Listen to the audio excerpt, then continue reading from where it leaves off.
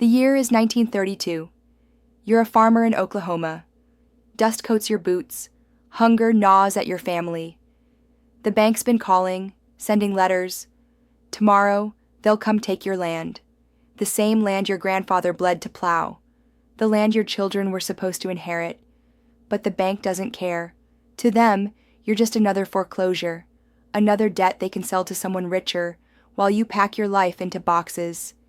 Now imagine. Someone walks into that bank and sets fire to the mortgage records. The debt vanishes, like it never existed. No more payments, no more letters. Debt-free. How would that make you feel? His name was Charles Arthur Floyd, a poor farm boy from Georgia who grew up watching his family claw their way through the lean years. But somewhere along the way, Charles learned that playing by the rules never favored men like him. He was young, he was handsome. Several women went as far as to call him Pretty. The name stuck, Pretty Boy Floyd. He became known not just for robbing banks, but for the way he did it. Floyd wasn't after the farmers. He wasn't after the shopkeepers. His targets were the institutions that people already hated, the banks. The very same banks that foreclosed on homes, kicked families into the streets, and sold farms to the wealthy like they were poker chips. So when Floyd broke in and destroyed loan records, he didn't just steal money. He erased debt. And to the people, that made him a hero. To understand Floyd's legend, you need to understand the times. The Great Depression wasn't just a financial crisis. It was a death sentence for millions of ordinary Americans. Banks closed overnight. Savings evaporated. Families lost everything. Not because they were reckless, but because the system itself collapsed under greed and speculation. Imagine having nothing, not food, not work, and then losing the one thing you still had, your home, because the bank demanded a payment you couldn't make. It's no wonder people despised banks more than outlaws. And it's no wonder that when Pretty Boy Floyd robbed a bank, the townsfolk didn't see him as a criminal. They saw him as justice. The legend grew fast.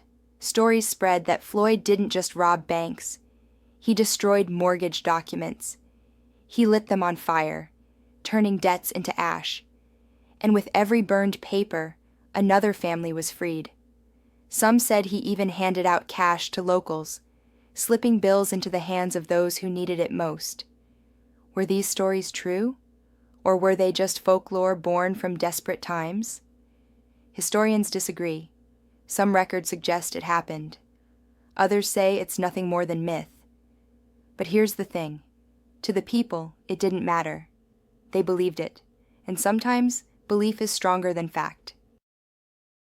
Floyd had a code, or at least, that's what the legend says.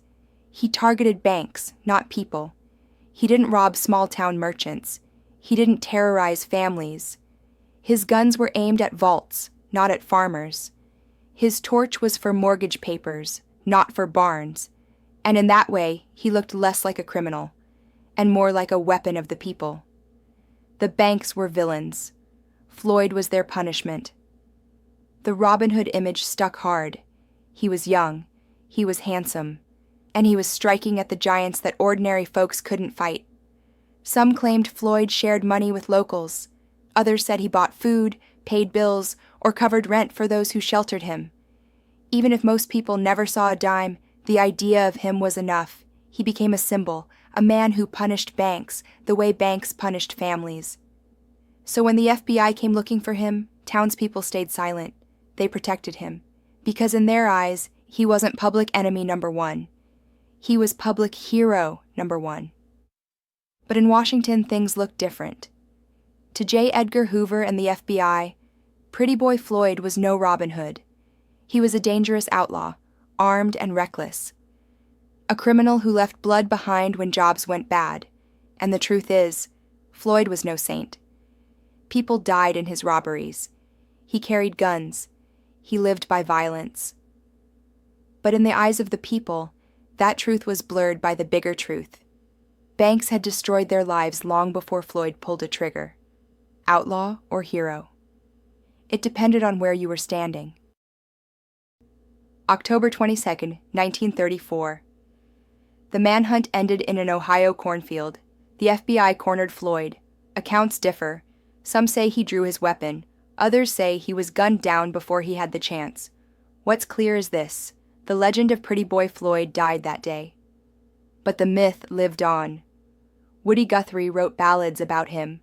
Stories carried on about the mortgages he burned, the debts he erased, the kindness he showed. And long after his body was buried, his name became more than a headline. It became folklore. So who was Pretty Boy Floyd? A cold-blooded outlaw? A Depression-era Robin Hood? Or just a man whose story was reshaped by the hunger of the people who needed him? The truth is, we may never know. The records are clouded, the memories are mixed, and legends always shine brighter than facts. But here's the real question for you. If someone wiped away your debts, freed your family, and struck at the system that ruined you, would you call him a criminal, or would you call him a hero? You've been listening to What We Weren't Told. We are a tribe. We don't settle for the headlines. We walk into the shadows together, and we expose what lives there. So tell us, what do you think about Pretty Boy Floyd?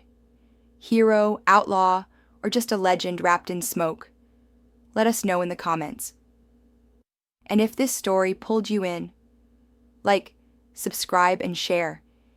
It motivates us to keep creating and to keep bringing you more of what we weren't told.